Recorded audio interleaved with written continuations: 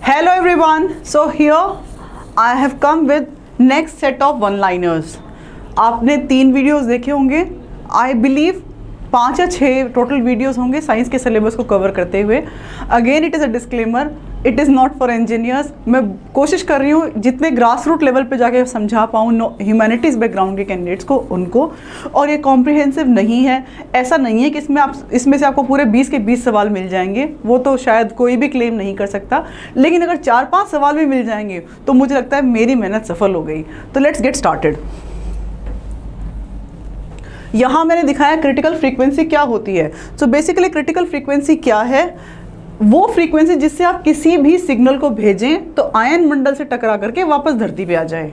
तो यहाँ इसकी इंग्लिश में डेफिनेशन लिखी हुई है. The highest frequency of radio wave that can be reflected back by ionosphere is called critical frequency. और इसकी टिपिकल वैल्यू कितनी होती है? It is between 5 to 10 megahertz. 5 to 10 megahertz. इसके लिए एक इंपॉर्टेंट टर्म और भी है. मान लीजिए यहाँ से आपने सिग्नल को सेंड किया और ये टकरा करके वापस आइनोस्फीयर से नीचे आती हैं, तो जहाँ पे रिसीव हुआ, सेंडर और रिसीवर के बीच की, यानी जहाँ से भेजा और जहाँ पे रिसीव हुआ उनके बीच का जो डिस्टेंस है उसको बोलते हैं skip distance. It is skip distance. ये यहाँ मेंशन्ड है.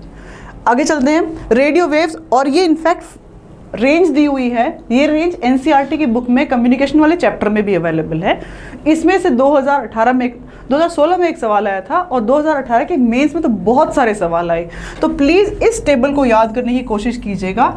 इसका जो ट्रिक है वो ट्रिक ये है कि आप देखिएगा 3, 30, 30, 300, 303, जैसे यानी हर बार 10 टाइम्स हो रहा है. तो जो 10 टाइम्स है या 300 को 10 टाइम्स करते हो तो 3 मेगाहर्ट्ज बन जाता है. कल इससे पहले वाले वीडियो में हमने बात की थी कि किलो का मतलब होता है 10 to the power 3. तो यहाँ जैसे ही 3000 किलो हर्ट्ज होगा दैट विल बी 3 मेगाहर्ट्ज. 3 से 30, 30 से 300, 300 से 3 गीगाहर्ट्ज. तो प्लीज़ इस टेबल को आप याद कर लीजिएगा. पीडीएफ में आपके साथ में शेयर कर लूँगी. आगे चलते हैं.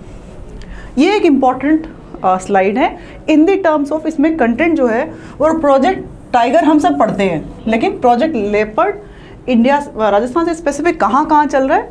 तो 4 जगहों पे है. जैसलमेर अभ्यारण्य, कुंभलगढ़ अभ्यारण्य, झालाना डूंगरी और रावली टोडगढ़. ये 4 पॉइंट्स आपको याद रखने चाहिए. आगे हमने एक बार थोड़ी सी बात की थी इकोलॉजिकल डाइवर्सिटी की, इकोलॉजी की. तो उसमें एक टर्म आता है बायोडाइवर्सिटी में, बायोम. अच्छा, जब हम बायोडाइवर्सिटी की बात कर रहे हैं तो देयर इज अ करेक्शन. हमने बात की थी कि 34 बायोडाइवर्सिटी हॉटस्पॉट है. वो मेरे मेंस के नोट्स में थे. It is to date 36. तो प्लीज़ उसको आप अपडेट कर लीजिएगा. There are 36 biodiversity hotspots. Biome क्या है? बायोम एक ऐसा लार्ज इकोलॉजिकल एरिया या विशाल पारिस्थितिकी तंत्र जिसमें खुद का तापमान, जलवायु, उच्चावच, इन सब की विशेषताएं हैं और उनके कारण कोई एडेप्टेशंस जानवरों में मिलते हैं या फोना में मिलते हैं, फ्लोरा में मिलते हैं. जैसे टुंड्रा फॉरेस्ट जो है वो एक अलग टाइप का बायोम है, ग्रासलैंड्स अलग टाइप का बायोम है, और डेजर्ट्स. तो आप देखेंगे कि जो जानवर ग्रासलैंड्स में हैं जब वो माइग्रेट होकर के हायर ऑल्टीट्यूड्स पे चले जाते हैं, यानी ऊंचाई वाले क्षेत्रों में चले जाते हैं, तो उनके एडेप्टेशंस डिफरेंट हो जाते हैं. इकोटोन क्या है? हमने देखा बहुत टाइप के बायोम्स हैं. तो किन्हीं में 2 बायोम्स के बीच का जो ट्रांजिशन एरिया होता है, यानी समन्वय का क्षेत्र जिसमें दोनों टाइप की विविधताएं मिलती हैं, उसको इकोटोन बोलते हैं. फिर डीआरडीओ की दवाइयाँ बहुत बार सवाल में पूछी जाती हैं. 2016 में सवाल आया था इस ल्यूकोस्किन से रिलेटेड. तो leucoderma is a medicine which is discovered by DRDO. Similarly exit ये है रिंगवर्म के लिए, और एक है एमटूथ, ये दांतों की समस्याओं के समाधान के लिए है. नेक्स्ट, जब हम बात करते हैं पोल्यूशन की, एनवायरनमेंट की, तो it's a very important concept, air quality index. Rajasthan के जो बड़े बड़े शहर हैं उनमें बहुत सारे पॉइंट्स पे एयर क्वालिटी इंडेक्स को लाइव मॉनिटर किया जाता है और डिस्प्ले भी किया जाता है. ये किया किसने? आईआईटी कानपुर के स्टूडेंट्स और स्कॉलर्स ने मिलकर के 2014 में एक इंडेक्स बनाई. उस इंडेक्स के ये 6 कैटेगरीज हैं. ये जो कैटेगरी है वो बताती है, इसमें आता है एक नंबर यानी एक संख्या, एक रंग और एक डिस्क्रिप्शन. तो इसको टेबल की फॉर्मेट में जैसे यहाँ लिखा हुआ है वैसे याद करने की कोशिश कीजिएगा. मैं ट्राई करती हूँ आपको याद कराने की. जो सबसे गहरा रंग है, गहरा मतलब अच्छा या वेलकमिंग कलर, यानी कम पोल्यूशन वाला, तो जो गहरा हरा रंग है वो है सेटिस्फैक्ट्री लेवल, यानी संतोषजनक लेवल। जो इससे नेक्स्ट लेवल है वो हल्का हरा, यानी थोड़ा पोल्यूशन हुआ है, तो उसमें 51 से 200 वाली AQI है, और ये लेवल होगा, सॉरी इससे पहला गहरा हरा गुड था और ये सेटिस्फैक्ट्री लेवल है। 101 से 200 तक का पीला, ये है मॉडरेटरी पोल्यूटेड, यानी अभी पोल्यूशन शुरू हो चुका है। 201 से 300 वाला गुलाबी, यानी पुअर, और जब हल्का लाल और गहरा लाल रेस्पेक्टिवली होता चला जाए, यानी बहुत ख़राब या सीवियर कंडीशन, तो आप पाएंगे कि दीपावली के आसपास हम जयपुर के कुछ इलाकों में गहरा लाल वाला इंडिकेटर होता है, और जब पराली जलती है तो नॉर्थ इंडिया में बहुत ज़्यादा इस कैटेगरी में AQI आता है। तो यदि AQI पूछा जाए तो इसके एक कलर, एक उसका नंबर, एक उसका डिस्क्रिप्शन, ये 3 चीज़ें इंक्लूड हैं AQI में। फिर AQI में कौन कौन सी गैसों का हम आकलन करते हैं, यानी क्या मापा जाता है। AQI में मापा जाता है PM10, particulate matter 10, PM2.5, NO2, SO2, carbon monoxide, ozone, NH3 और लेड की मात्रा हवा में। याद रखिएगा इसमें क्या नहीं नापते, सुनने में लग रहा है शायद कार्बन डाइऑक्साइड भी होगी, पर वो नहीं है। कार्बन डाइऑक्साइड और मीथेन को नहीं नापते, हम नापते हैं PM10, PM2.5, NO2, SO2, carbon monoxide, ozone, NH3 और लेड। आगे चलते हैं। RBSc के चैप्टर 10 में फर्स्ट चैप्टर है फूड एंड ह्यूमन हेल्थ, और इसी से रिलेटेड हमारे सिलेबस में भी एक यूनिट है, तो मैंने उसमें जो जो इम्पोर्टेंट बातें हैं उनको यहाँ शेयर करते हैं। उसमें एक इम्पॉर्टेंट बात यह है कि अफीम या ओपियम के पौधे का जो नाम है वो है पेपावर सोमनिफेरम। ये ऐसा कैसा याद कर लीजिएगा, वैज्ञानिक नाम कई बार पूछती है RPSC। दूसरा, अफीम से 30 प्रकार के मादक पदार्थ निकलते हैं, जिनमें पेन किलर या दर्दनाशक के रूप में मॉर्फिन और कोडीन मुख्य हैं, और दूसरे रूपों में अफीम का उपयोग दूसरे रूपों में भी करते हैं, कोकेन, भांग, हसीस, हेम्प और LSD। इसमें से जो मादक पदार्थ निकलते हैं वो 3 प्रकार के मुख्य हैं, जिसमें निकोटीन, पापावेरिन और हेरोइन है। क्योंकि ये RBSc की बुक में थे इसलिए मैंने यहाँ मेंशन किए। फिर RBSc में मेंशन है कि कोल्ड ड्रिंक क्यों खतरनाक है। तो कोल्ड ड्रिंक में क्या क्या होता है, फॉस्फोरिक एसिड होता है, एथिलीन ग्लाइकोल होता है जो इसको जमने नहीं देता। आप देखते हो कोल्ड ड्रिंक को बिल्कुल चिल्ड करने के लिए फ्रीज़र में रख दो तो भी जमती नहीं आसानी से, तो ये वो फैक्टर जिसके कारण वो जमती नहीं, एथिलीन ग्लाइकोल। फिर इसकी एसिडिटी बढ़ाने के लिए, यानी जो खट्टा सा तीखा वाला टेस्ट आता है वो कहाँ से आता है, उसके लिए 3 प्रकार के एसिड इंक्लूडेड होते हैं, बोरिक एसिड, एरिथोर्बिक एसिड और बेंजोइक एसिड। और ये जो बेंजोइक एसिड है ये कार्सिनोजेनिक है, यानी इससे कैंसर हो सकता है। इसमें क्या क्या हार्मफुल सब्सटेंसेस इंक्लूडेड हैं, वो है DDT, लेड और कैफीन। Let's go next. इसी में लिखा हुआ है फूड एडल्ट्रेशन से रिलेटेड कंटेंट। अब इसमें तो याद रखने की कोई ज़रूरत नहीं है कि फूड एडल्ट्रेशन का मतलब क्या है। हमें पता है कि खाद्य सामग्री में कुछ भी गड़बड़ मिलाया जाए, लेकिन इसके लिए एक समिति का नाम लिखा हुआ है बुक के अंदर, वो है माशलेकर समिति, जिसने ये रिकमेंडेशन दी कि यदि कोई खाने में गड़बड़ करे तो उसको मौत की सज़ा होनी चाहिए। स्पेशली यदि फेक मेडिसिन हो तो उसकी सज़ा सिर्फ मौत की सज़ा रिकमेंड की थी उन्होंने, और ऐसे एक्चुअली होना भी चाहिए। जब यहाँ फूड एडल्ट्रेशन की बात कर रहे हैं तो आपने पढ़ा होगा, मैंने अपने टेलीग्राम चैनल पे शेयर भी किया, एक अभियान इसका नाम है शुद्ध के लिए युद्ध अभियान, वो इसी से रिलेटेड है, फूड एडल्ट्रेशन से रिलेटेड है। अगला है बैलेंस डाइट किसको कहते हैं, हम सबको पता है बैलेंस डाइट क्या है।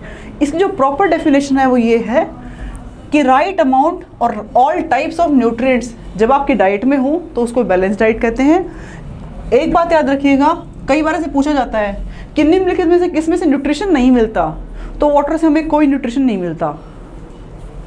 फिर प्रोटीन के कुपोषण से क्या होता है, यानी प्रोटीन के मेल न्यूट्रिशन के कारण क्या बीमारी होगी, वो होगी मेरास्मस और क्वाशियोरकोर। मेरास्मस के लक्षण लिखे हुए किताब में, सूजन होगा, बच्चा खाना कम खाएगा, पीलापन हो जाएगा। और क्वाशियोरकोर में लिखा हुआ है कि पतला होगा, छोटा होगा, आंखें अंदर की तरफ धसी हुई होंगी। अगला लिखा हुआ है कि आयोडीन की कमी के कारण कौन कौन से रोग होते हैं, तो मम्स होता है, गलकंड होता है यानी goitre. Next is vitamin B, तो बी की कमी से बेरी रोग होता है, B3 की कमी से पेलाग्रा रोग होता है, B9 से एनीमिया हो जाता है, सी की कमी से स्कर्वी, डी की कमी से रिकेट्स और बी इसमें लिखा हुआ है कि राइबोफ्लेवियोनोसिस हो जाता है। नोरूबाला के बारे में स्पेसिफिकली मेंशन्ड है क्योंकि इसकी ये पहले राजस्थान में बहुत प्रचुर मात्रा में मिलता था। उसका कारण ये था कि लोग कुंडों से पानी पीते थे, यानी रेन वाटर की हार्वेस्टिंग होती थी, किसी कुंड में जाके पानी इकट्ठा होता था, या ऐसी जगह जहाँ से जानवर भी पानी पी रहे हो और इंसान भी पानी भरते हो, तो उन सभी जगहों की वजह से नोरूबाला फैलता था। उसके पैथोजन का क्या नाम है? इसका नाम है ड्रैकेनक्यूलस मेडिनेसिस। फिर लिखा है कि ब्लड प्रेशर को नापते कैसे हैं। तो ब्लड प्रेशर को जो नापने का औजार है, यानी आपने देखा वो डॉक्टर्स जो है वो दबाते हैं, एयर प्रेशर अंदर देते हैं यहाँ हाथ में और फिर कानों में लगा के सुनते हैं, उसका नाम है स्फिग्नोमेनोमीटर। फिर इसका 2 प्रकार का ब्लड प्रेशर होगा, आपने सुना होगा, ऊपर का और नीचे का। वो क्या है? वो सिस्टोलिक और डायस्टोलिक है। आम आदमी की भाषा में समझाऊं तो सिस्टोलिक का मतलब होगा कि हृदय ने अपनी जो हृदय की जो चारों तरफ की वो है आउटर बाउंड्रीज, वो उन्होंने अपने आप को सिकुड़ाया, यानी प्रेशर दिया ताकि ब्लड बाहर निकले पूरे बॉडी में जाने के लिए। तो ये होगा सिस्टोलिक, यानी दिल की जो चारों तरफ की है लेयर वो प्रेशर कर रही है, और जब उल्टा हुआ यानी वही ब्लड जब घूम करके वापस दिल में आएगा तो उनको फिर से फैलना होगा। तो जो फैलने वाला जो प्रेशर है वो होता है डायस्टोलिक।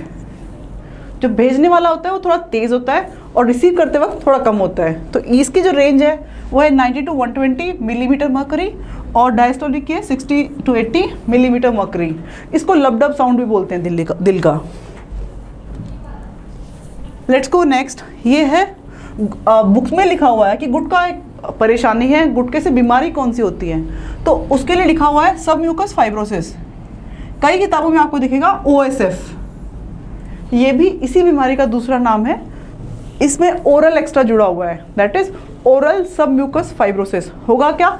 मुंह के अंदर घाव हो जाएंगे, पूरा हिलेगा नहीं, वो गुटके की वजह से होता है। इनफैक्ट ये एक प्री कैंसर स्टेज है, लेटर स्टेज में कैंसर में कन्वर्ट हो जाता है।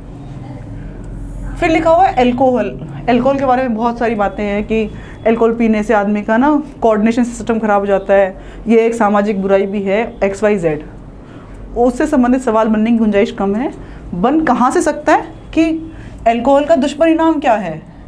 उसका दुष्परिणाम ये है कि लिवर में एसिटाल्डिहाइड बन जाता है जो कि टॉक्सिक होता है, और एल्कोहल के कंजम्पशन से फैटी लिवर डिजीज भी हो जाती है। Next is blood groups. हमने RH फैक्टर की बात कर ली थी, ब्लड ग्रुप्स रह गया था। इसमें 2 इंपॉर्टेंट एस्पेक्ट्स हैं पढ़ने लायक, एंटीजन और एंटीबॉडी। और ये दोनों को तो कोविड ने हमें अच्छे से समझा दिया था कि क्या होता है ये। फिर भी आपको बताना चाहती हूँ कि एंटीजन का मतलब होगा ये एक विशेष प्रकार की प्रोटीन स्पाइक्स हैं जो हमारे ब्लड में अवेलेबल होती हैं। यानी ये वो, इसको ऐसे समझते हैं, ये प्रोटीन की,